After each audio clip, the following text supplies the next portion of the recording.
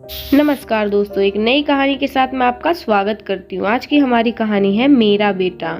संजीव नाम का लड़का बहुत ही अच्छा था। वह हर किसी की बात को अच्छे से मानता था।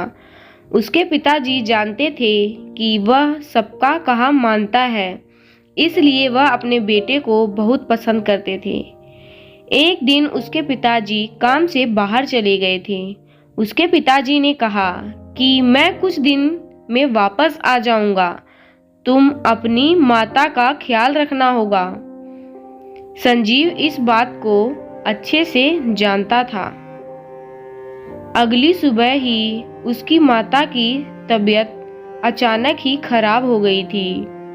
संजीव को कुछ भी समझ नहीं आ रहा था। उसने अपनी माता का इलाज कराया, मगर कुछ भी फर्क नहीं आ रहा था।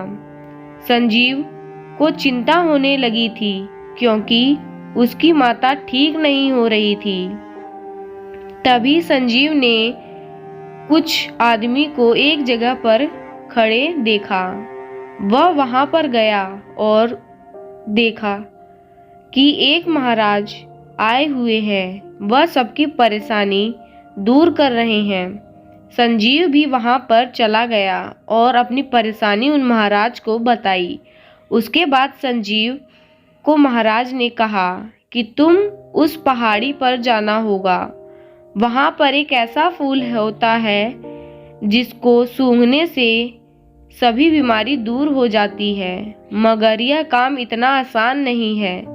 अगर तुम वहां पहुंच भी गए तो जंगल के जानवर हमला भी कर सकते हैं। सोच लो कि तुम वहां पर जा सकते हो या नहीं। मगर संजीव वहां पर जाने के लिए मान गया और सभी परेशानी को भूलकर वह उस फूल को ले आया।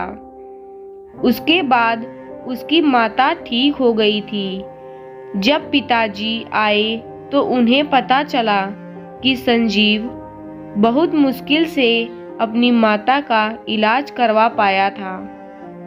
पिताजी को उस पर गर्व महसूस हुआ और कहा कि तुम्हारे जैसा बेटा सभी के पास होना चाहिए, जो मुसीबत में सबका भला सोचता है और किसी भी परेशानी की परवाह नहीं करता। तो दोस्तों, आपको ये कहानी कैसी लगी कमेंट करके बताएं। अगर कहानी आपको अच्छी लगी हो तो चैनल को सब्सक्राइब करना ना भूलें। धन्यवाद।